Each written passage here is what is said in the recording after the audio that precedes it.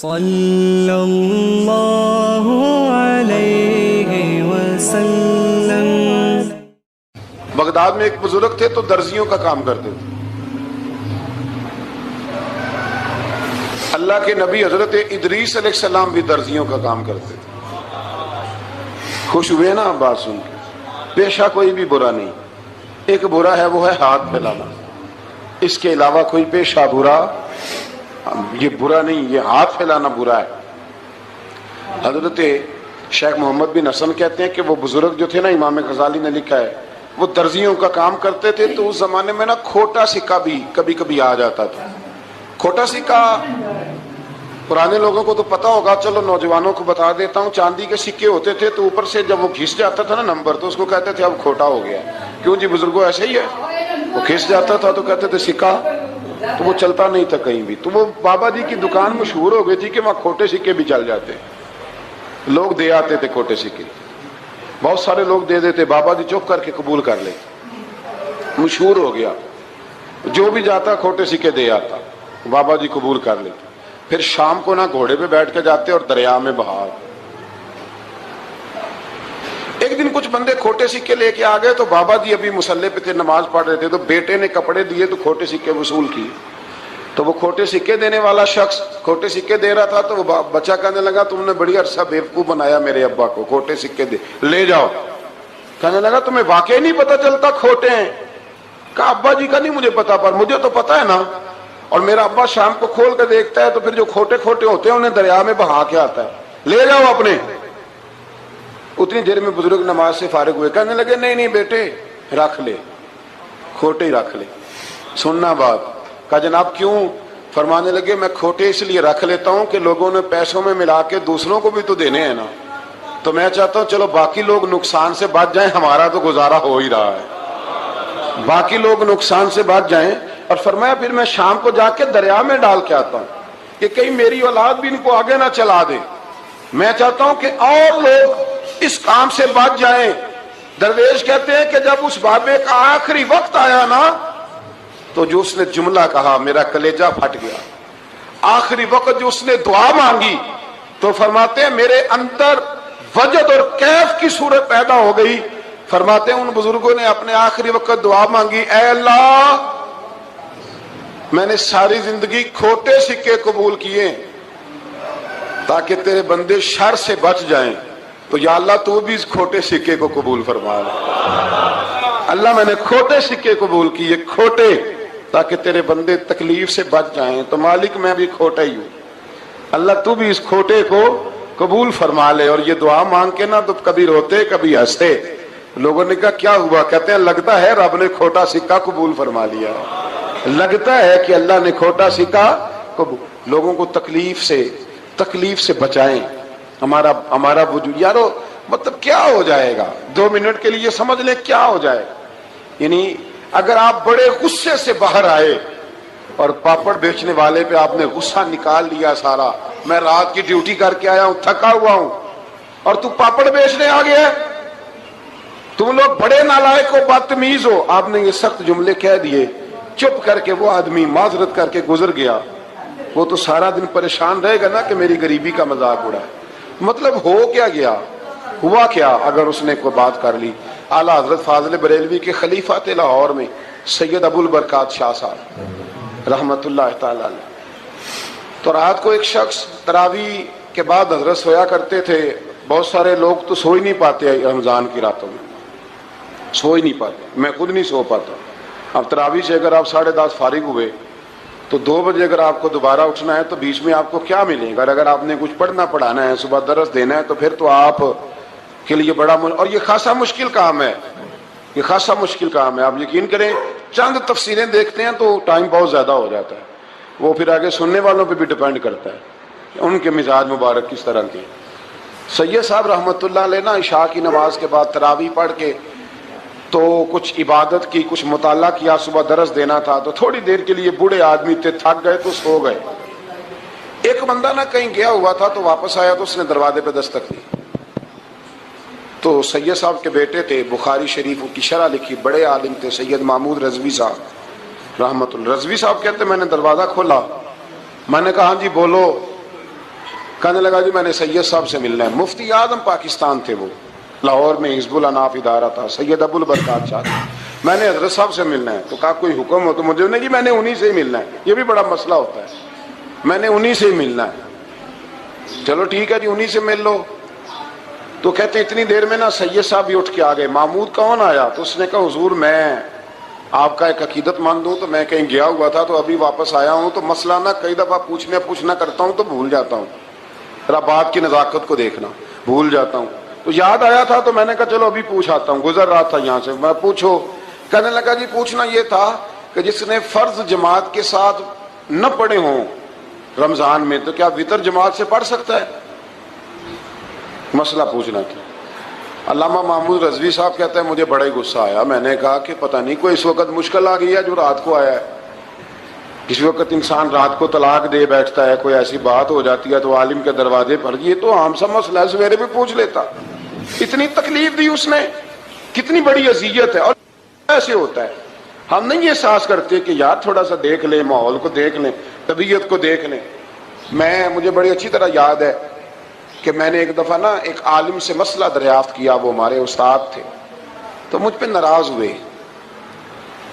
میں بڑا پریشان ہوا کہ پوچھی تو میں نے دین کی بات تھی, تو استاد ہی ناراض ہو گئے.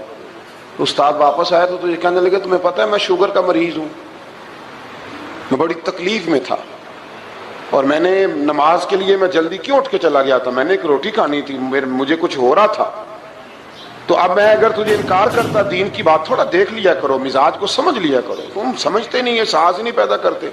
وہ بڑی اس وقت چیز سمجھ میں آئی کہ کچھ چیزیں ایسی ہوتی ہیں, ہر وقت انسان ایک موڈ میں نہیں ہوتا. آپ سمجھیں, بہرحال جو بات کرنا اس کو سمجھیے گا. تو وہ کہتے ہیں کہ سید صاحب نے اس کو کہا, میں بات ختم کرنے لگا ہوں, کہا کہ وہ اگر نہیں نہ پڑھے فرض جماعت کے ساتھ تو بہتر یہ ہے کہ وتر بھی جماعت سے نہ پڑھو. وہ بندہ مطمئن ہو کے چلا گیا. سید صاحب اپنے کمرے میں چلے گئے. تو علامہ صاحب کہتے ہیں مجھے بڑا غصہ آیا. میں نے اس کو بلایا, میں نے کہا کہ کیا تیری جان کے مصیبت میں آئی ہوئی تھی؟ اسی وقت ہی مسئلہ پوچھنا تھا, اسی وقت ہی پوچھنا تھا, دن نہیں چڑھنا تھا, یا تجھے حضرت اسرائیل بتا گئے تھے کہ تیری آخری رات ہے؟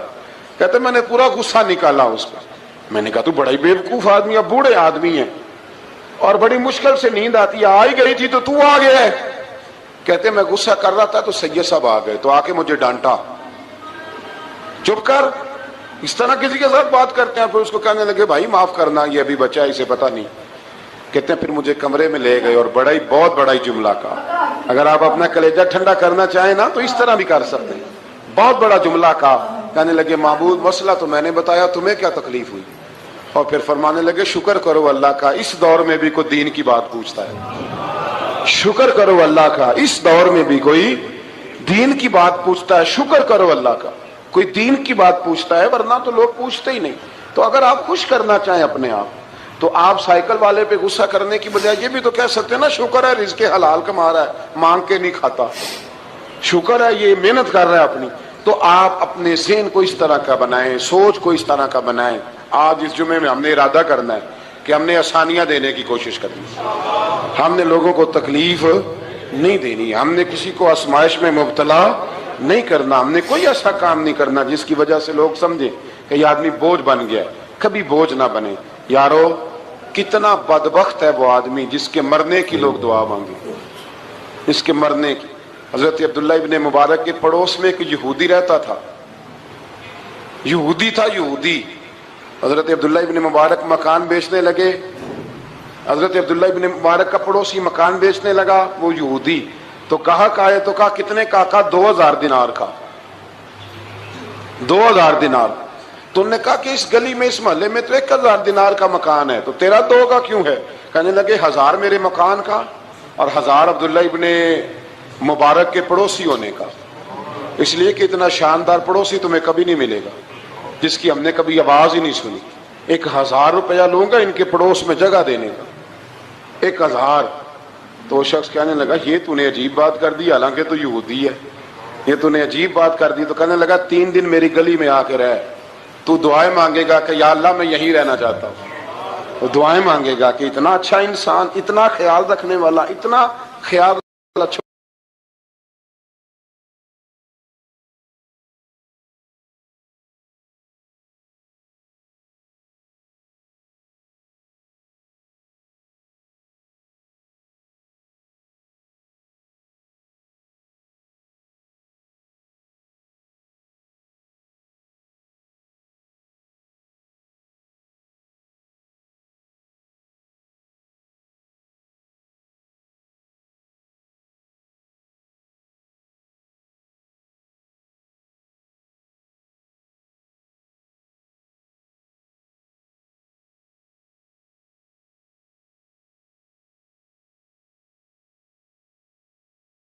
کرے، کسی سے پیار کرے. اور یارو چھوڑو مزدور بن جاتے ہیں. شیخ سعدی کہا کرتے تھے جب سے مخدوم بناؤں نا لوگوں سے خدمت کرانے لگاؤں مزہ ہی نہیں آیا. مزہ تو تب آیا ہے کبھی نانی کی خدمت، کبھی دادی کی خدمت، کبھی ابا کی خدمت، کبھی اس کی خدمت. کہتے ہیں وقت گزرا تو پھر استادوں کی خدمت، پھر اللہ نے موقع دیا تو پھر پیروں کی خدمت. اور کہتے ہیں میرا تو دل کرتا ہے میں مریدوں کی بھی خدمت ہی کروں، میرا تو دل کرتا ہے میں شاگردوں کی بھی خدمت ہی کروں. کہتے ہیں جو مزہ خدمت میں آیا ہے وہ خدمت کرانے میں یہ مزہ بھی لینے کی کوشش کریں. آج نا مخدوم بڑے ہی بن گئے ہیں، مخدوم بڑے ہی بن گئے. کس کس کی بندہ خدمت کرے؟ تو اس طرح کریں، کچھ خادم بھی تو پیدا ہونے چاہیے نا، کچھ خادم بھی پیدا ہونے چاہیے. مہمان خصوصی بڑے ہو گئے، کوشش ہونی چاہیے کچھ عام سے بھی مہمان بنے، عام سے بھی، جو خاص مہمان نہ ہوں، جن کا ارادہ ہو کہ نہیں ہم نے پیار ہی بانٹنا ہے. نمبر 105 میں قرآن مجید کو بتدریج تھوڑا تھوڑا نازل کر کے نازل کرنے کی حکمت یہ بتائی گئی کہ رسول ان پر ٹھہر ٹھہر کے پڑھیں گے، ان کے لیے قرآن کو سمجھنے میں آسانی ہوگی. مشرکین مکہ اعتراض کرتے تھے کہ کبھی آپ اللہ کہتے ہیں کبھی رحمان کہتے ہیں، ہم تو رحمان کو نہیں جانتے. تو اللہ نے فرمایا رسول کہہ دیجئے کہ معبود برحق کو تم اللہ کہہ کے پکارو یا رحمان کہہ کے پکارو، تم اسے جس نام سے بھی پکارو گے سب اسی کے نام ہے، اور اسے پکارنے میں میانہ روی سے کام لو. آخری آیت میں فرمایا کہ اللہ کی نہ کوئی اولاد ہے، نہ کوئی اس کی سلطنت میں اس کا شریک ہے، نہ اسے کسی مددگار کی ضرورت ہے، اور آپ اس کی کبریائی کو بیان کرتے رہیے. آگے شروع ہو جاتی ہے سورہ کہف. اصحاب کہف کا نام تو سنا نا ماشاءاللہ آپ حضرات. پہلے اس کی فضیلت میں ایک حدیث نہ بیان کروں. نبی کریم صلی اللہ علیہ وسلم نے فرمایا، یہ مسلم شریف کی حدیث ہے، دجال آئے گا قیامت کے قریب اور بڑے لوگوں کو گمراہ کرے گا. تو حضور نے فرمایا جو سورہ کہف کی 10 آیات زبانی یاد کر لے نہ وہ دجال کے فتنے سے بچ جائے گا. اللہ توفیق عطا فرمائے. اس سورہ مبارکہ کی آیت نمبر 9 سے اصحاب کہف کا ذکر شروع ہوتا ہے. اصحاب کہف، جب حضرت عیسیٰ علیہ السلام کو اللہ کریم نے چوتھے آسمان پہ بلا لیا نا، تو دقیانوس نام کا ایک بادشاہ ہوا بنی اسرائیل کے اندر، بڑا ظالم تھا. اس نے گمراہی پھیلا دی، اور جو لوگ معاذ اللہ کفر اور شرک نہیں کرتے تھے انہیں قتل کروا دیتا. تو 7-8 نوجوان اپنا ایمان بچا کے بھاگے. او ہو اللہ اکبر، ساری دنیا مال بچا کے بھاگتی، وہ 7-8 نوجوان اپنا ایمان بچا کے بھاگے کہ یہ ہمیں کہیں کفر کی طرف نہ لوٹا دے. تو جا کے ایک غار کے اندر چلے گئے تو ایک کتا بھی ان کے ساتھ ہو گیا.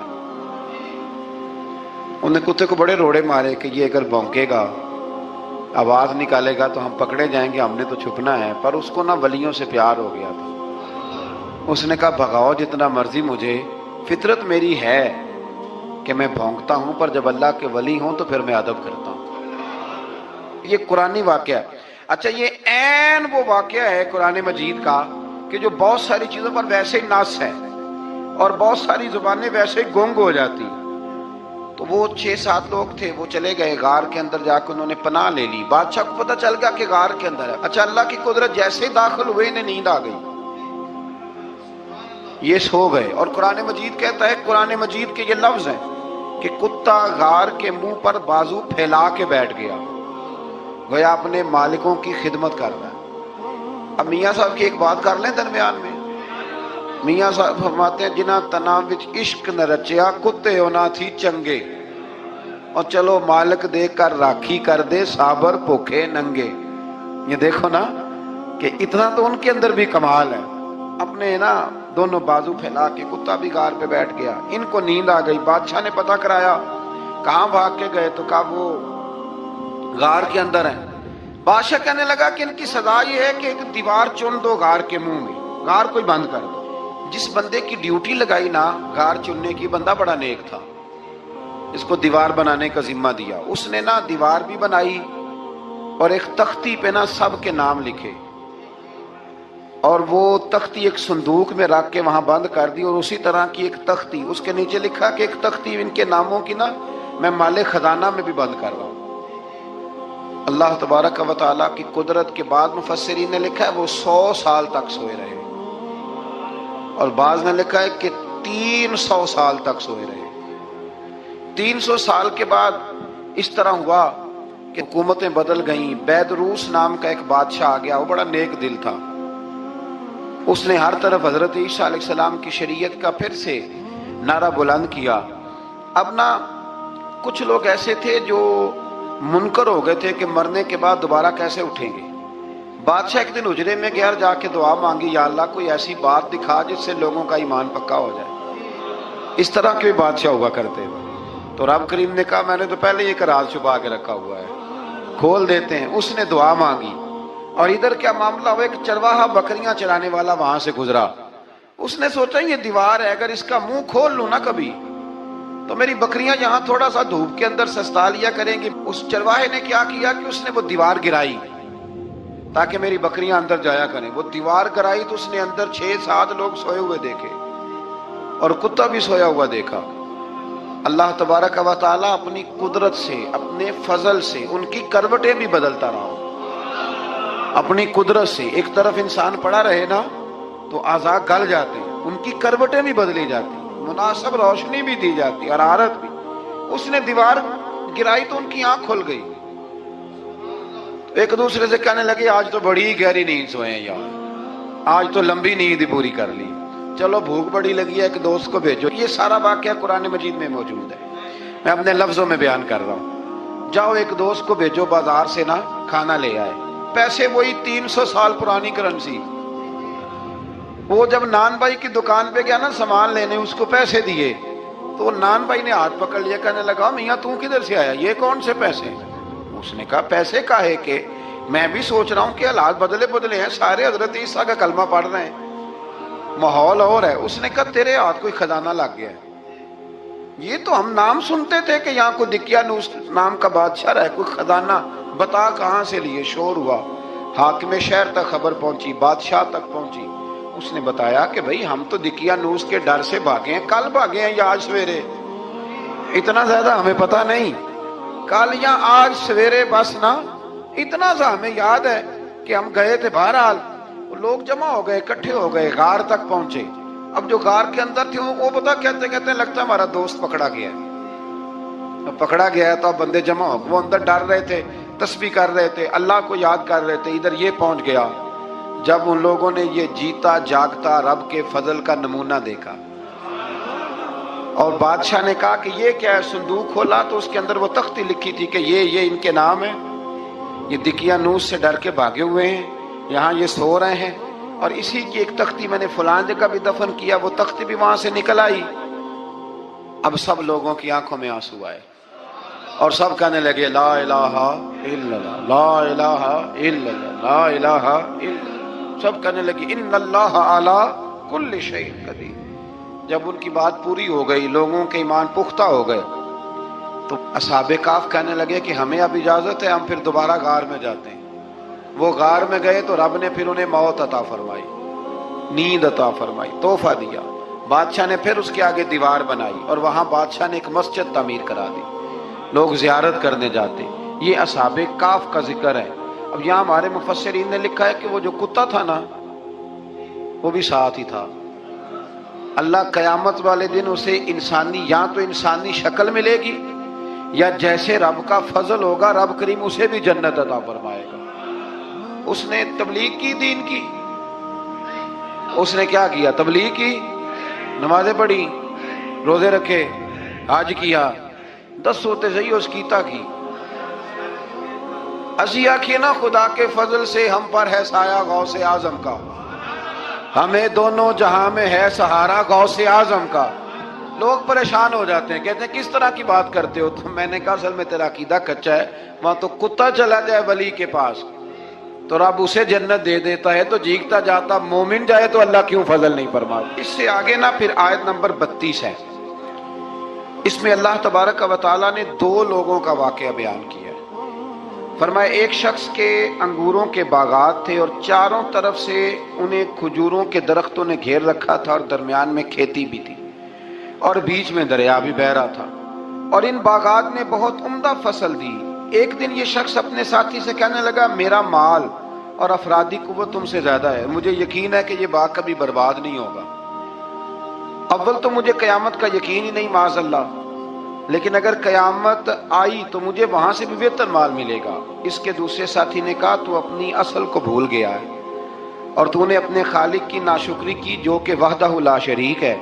اگر تم نے باغ میں داخل ہوتے وقت ماشاءاللہ لا قوت الا باللہ کہہ دیا ہوتا تو یہ تمہارے حق میں بہتر ہوتا۔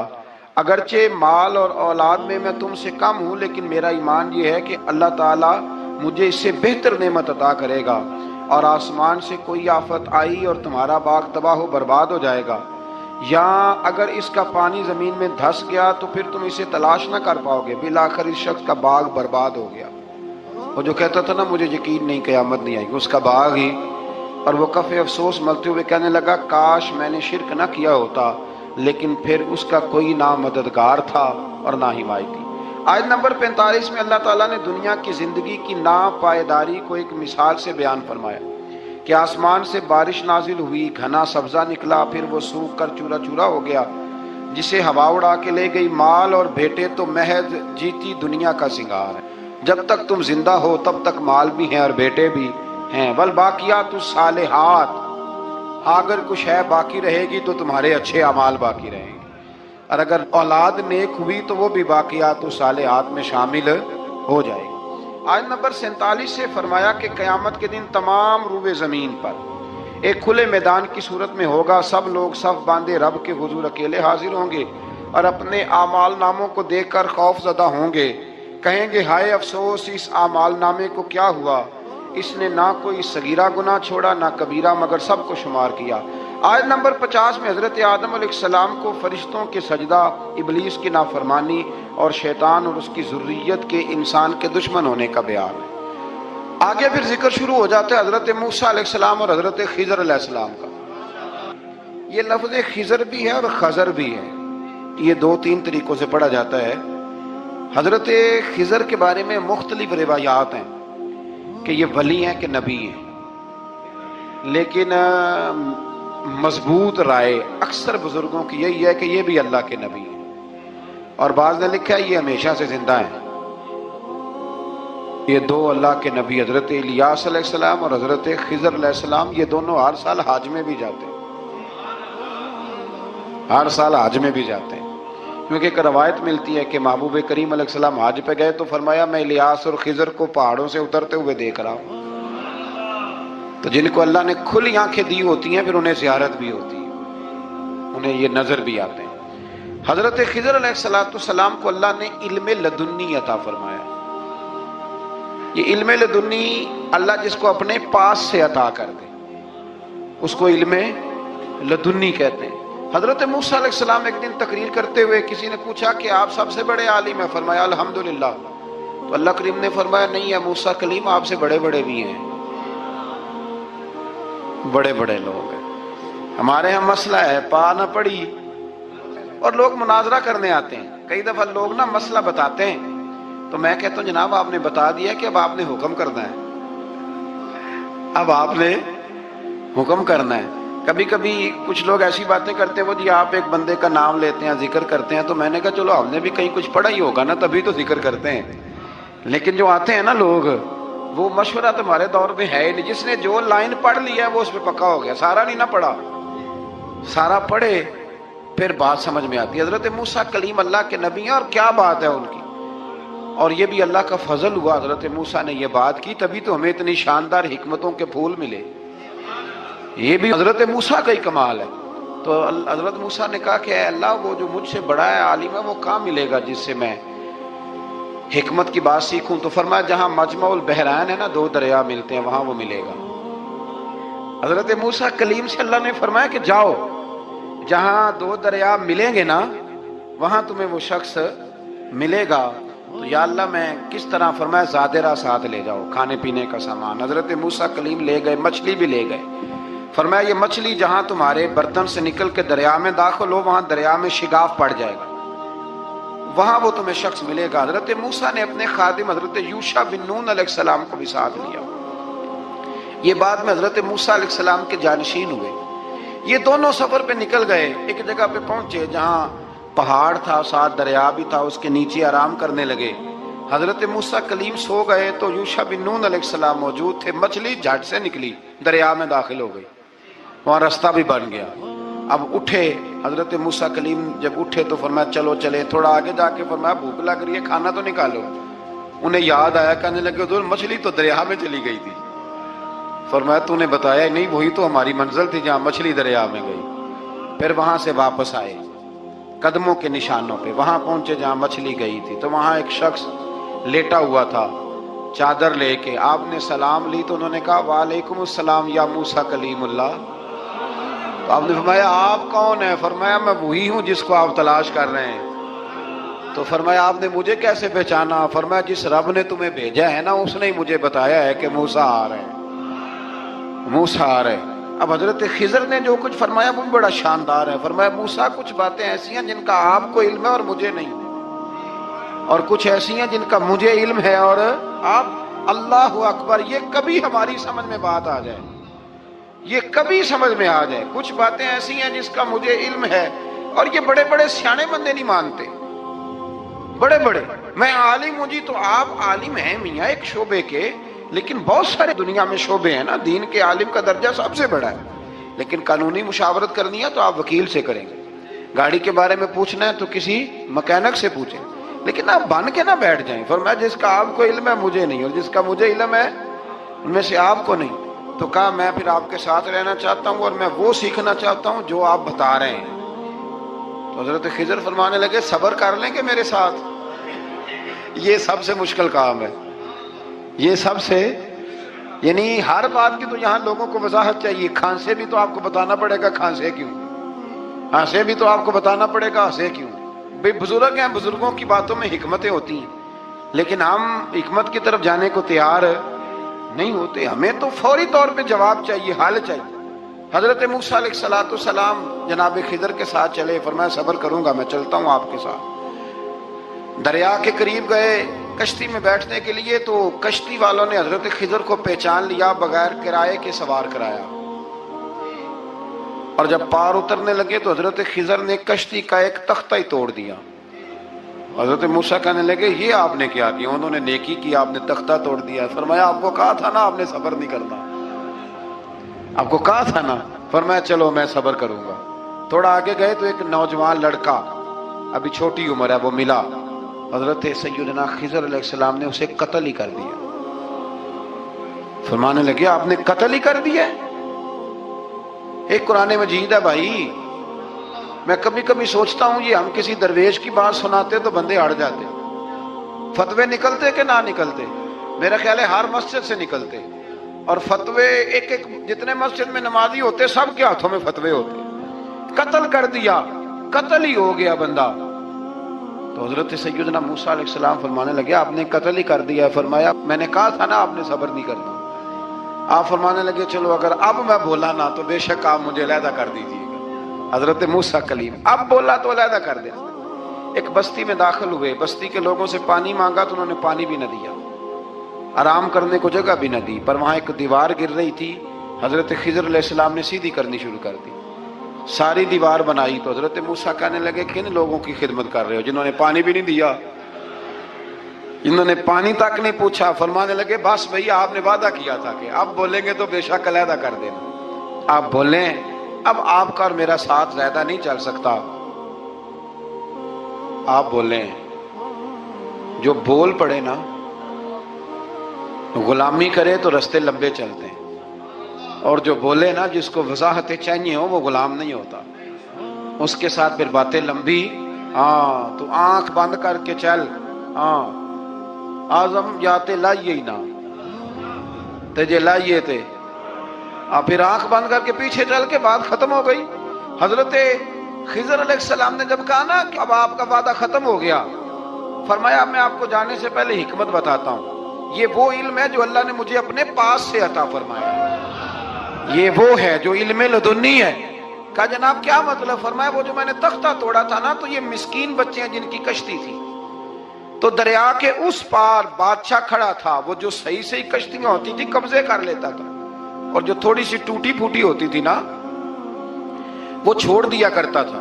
تو میں نے تھوڑی سی کشتی ان کی اس لیے توڑ دی ہے تاکہ دیکھے گا تو چھوڑ دے گا. اس لیے میں نے بھلا کیا ہے. اور فرمایا وہ جو بچہ میں نے قتل کیا نا وہ شروع سے ہی کفر کا دل دادا تھا. اس کے ماں باپ نیک تھے. اگر بڑا ہوتا جوان ہوتا تو ہو سکتا ہے ماں باپ کو بھی کفر میں مبتلا کر دیتا. اب اس کے بدلے اللہ انہیں صالح بیٹا عطا فرمائے گا. تو یہ بھی میں نے اللہ کے دیے ہوئے علم سے کیا. اور فرمایا یہ جو دیوار میں نے نبی ہو کے یا ولی ہو کے مزدوری کر کے دیوار بنائی ہے نا، اللہ اکبر. فرمایا یہ دیوار عام لوگوں کی نہیں، یہ یتیم بچوں کا خزانہ ہے دیوار کے نیچے. یہ گر جاتی تو خزانہ ظاہر ہو جاتا. اور بچائی اس لیے ہے کہ وکان ابوہما صالحا، ان بچوں کا باپ نیک آدمی تھا. ان کا باپ، قاضی ثناء اللہ صاحب پانی پتی فرماتے ہیں ڈائریکٹ باپ نہیں تھا، 7ویں نسل میں جا کے باپ بنتا تھا. سن لیں یہ بھی بات، ایک بندہ نیک ہو تو اس کی 7 نسلوں تک رب خزانوں کی بھی حفاظت فرماتا ہے. اب آپ اندازہ فرمائیں کہ بات کتنی دور تک جاتی ہے. بزرگوں کی باتوں میں نا حکمتیں ہوتی ہیں، دانائیاں ہوتی ہیں. یہ طریقت کے جو لوگ ہوتے ہیں انہیں سبق یہ دیا جاتا ہے کہ آمنا وصدقنا، ماننا ہے اور تصدیق کرنی. ہمارا معاملہ یہ ہے کہ یہاں وضاحت دینی پڑتی. وہ جی وہاں کیا ہوا تھا، وہ جو گاڑی آپ کے پاس ہے تو وہ کہاں سے آئی، تو وہ جو کل آپ نیا جوڑا پہن کے آئے تھے تو وہ کدھر سے آیا. تو جو لوگ وضاحتیں مانگتے ہیں وہ اپنے نہیں ہوتے، ان کا غلامی کا رشتہ نہیں ہوتا. حبیب اور ہوتا ہے، شریک اور ہوتا ہے. شریک وضاحتیں مانگتے ہیں، حبیب محبت کرتے ہیں. ہمارا آج سب سے بڑا المیہ یہ ہے، سب سے بڑا، کہ ہم کسی حکمت کے تحت کوئی بندہ اگر کوئی کام کر رہا ہے تو مجبوری ہے کہ ہمیں وہ حکمت بتائی جائے.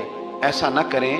یہ طریقہ حضرت غوث اعظم رضی اللہ تعالیٰ عنہ، حضور غوث پاک رضی اللہ تعالیٰ عنہ کو ایک شخص ملنے آ گیا. ملا علی قاری نے لکھا ہے، آپ کے ایک مرید نے کہا چل میرے پیر سے ملنے. کہنے لگا میں نہیں جاتا ملنے کسی پیر شیر سے. کہا نہیں آؤ تو صحیح. وہ آیا نا تو اس نے دیکھا کہ 50 گھوڑے عربی نسل کے کھڑے ہیں غوث پاک کے دروازے، موٹے تازے چوڑے عربی نسل کے گھوڑے.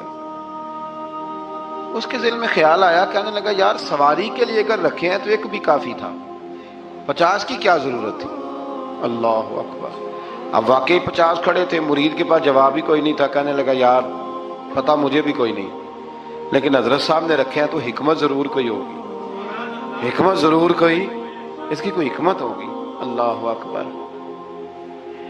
وہ چلے گئے واپس. وہ روز تنقید کرتا، کیسا تیرا پیر ہے 50 گھوڑے رکھے ہوئے، کیسے تیرا پیر ہے 50 گھوڑے رکھے ہوئے. کچھ دن گزرے تو ملا علی قاری کہتے ہیں وہ اعتراض کرنے والے کے پیٹ میں کوئی تکلیف ہوئی، بغداد کے سب سے بڑے طبیب کے پاس گیا. اس نے کہا تیرا تو جگر تباہ ہو گیا ہے، عربی نسل کا ایک گھوڑا چاہیے، اس کو ذبح کریں گے، اس کا جگر نکالیں گے، اس کی دوائی بنا کے تجھے کھلائیں گے، اور 50 گھوڑے ہوں گے تو تو بچے گا. اب پریشان ہو گیا، کہنے لگا گھوڑے ہیں تو صحیح، پر جو میں حال کارا آؤں گا گھوڑے تو نہیں ملیں گے، میرا تو جوتوں والا کام ہے، وہ شاید مل جائیں. لیکن جب انسان مرنے لگتا ہے تو پھر اس کو ڈوبتے کو تنکے کا سہارا. اپنے دوست کے پاس گیا، کہنے لگا چل تیرے پیر کے پاس چلیں. اس نے کہا تجھے نہیں لے کے جانا، تو تنقید کرتا ہے. کہتا ہے ایک دفعہ چاہیے کیا؟ کہا گھوڑے. کہنے لگا تیرے لیے رکھے ہیں کوئی، جا دوڑ جا، میرے حضرت صاحب کی ضرورت کیا ہے.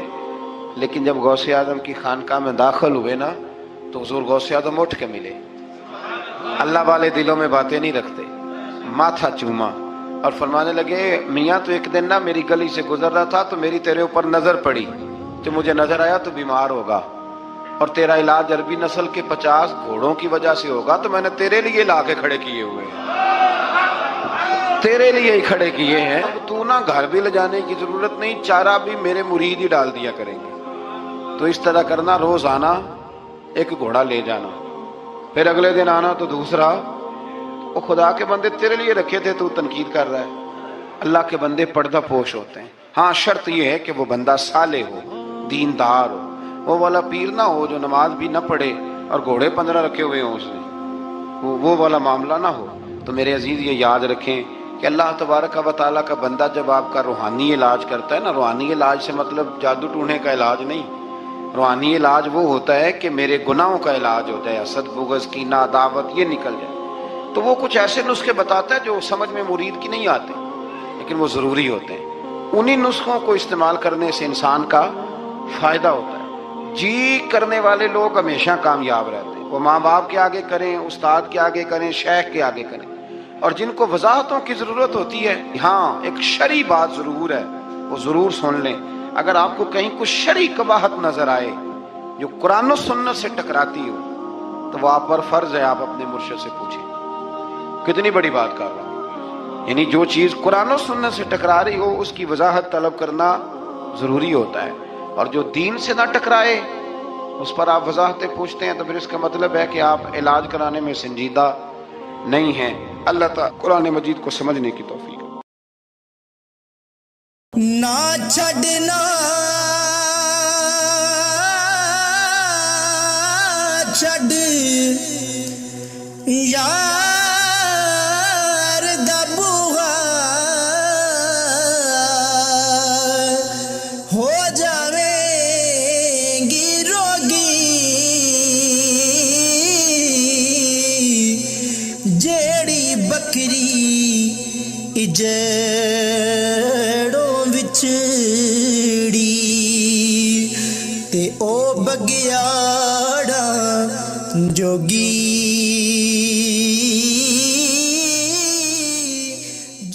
ٹر گئے یار جدائیاں والے ہو مینوں چھڈ گئے وچ پردیساں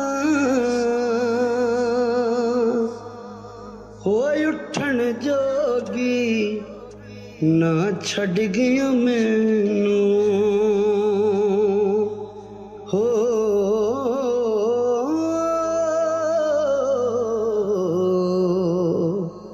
بیٹھی ہنجواں ہار